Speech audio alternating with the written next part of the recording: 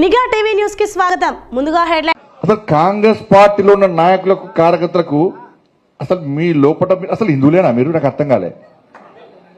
మీ లోపల హిందూ రక్తం ప్రవహిస్తుందా? ఇవాళ సర్క్యులర్ చూసినా ఇవాళ ఇజ్జత్ పోతే సర్క్యులర్ చూస్తే ఇవాళ ఇప్పుడు ఇచ్చింది, ఇప్పుడు సాయంత్రం ఇచ్చి సర్క్యులర్ ఇచ్చావు. ఏమి ఇచ్చింది తెలుసా సర్క్యులర్? రంజాన్ టైంలో అంటే సాయంత్రం 4 గంటల తర్వాత పోచట వాళ్ళు. నువ్వు రంజాన్కు 4 గంటల తర్వాత వాళ్ళకు ఉద్యోగాలు ఇచ్చిపెట్టి పోతే మాకు ఏమి ఇబ్బంది లేదన్నా. కానీ నా అయ్యప్ప ఏం పాపం చేసిండు? అయ్యప్ప స్వాములు ఏం పాపం చేసిండన్నా? నా అయ్యప్ప ఏం పాపం చేసిండన్నా?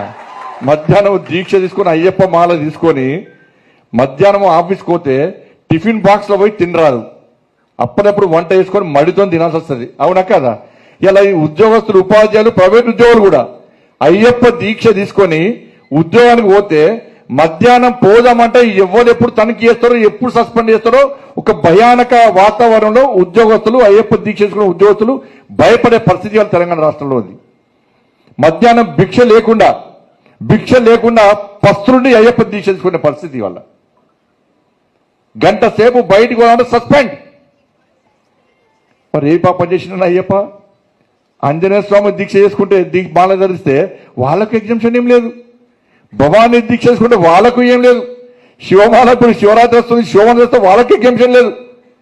మరి సర్కిల్ ఒక్కరికైనా అంటే హిందువుల పరిస్థితి తెలంగాణ రాష్ట్రంలో బిడ్డబతికేంది వాళ్ళ హిందువుల పరిస్థితి.